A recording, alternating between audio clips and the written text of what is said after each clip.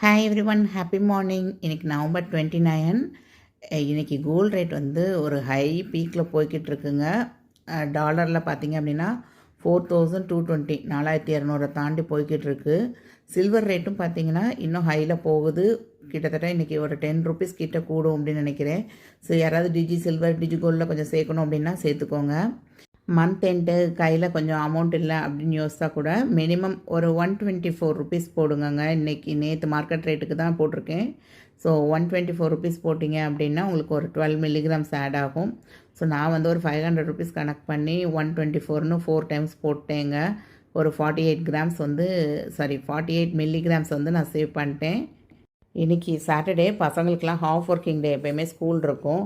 But என்னமோ தெரியலை, due to intense weather climate இன்றைக்கி வந்து ஹாலிடே அப்படின்னு சொல்லிட்டாங்க. பட் வெளியே வந்து மழைக்கான அறிகுறி வந்து கொஞ்சம் கம்மியாக தான் இருந்தது, அந்தளவுக்கு தெரியலை.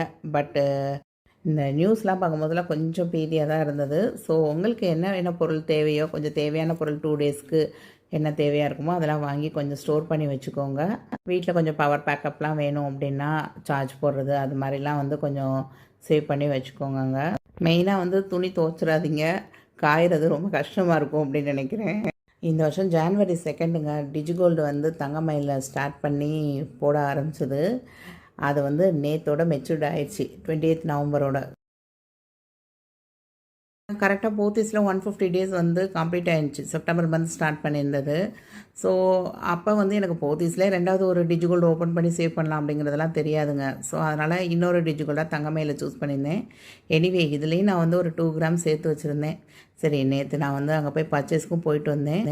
தங்கமயிலில் நான் என்ன பர்ச்சேஸ் பண்ணியிருந்தேன் அப்படிங்கிறது நீங்கள் பார்க்கணும் அப்படின்னு நினச்சா இது வரைக்கும் நம்ம சேனலை சப்ஸ்கிரைப் பண்ணலைன்னா சப்ஸ்கிரைப் பண்ணிக்கோங்க.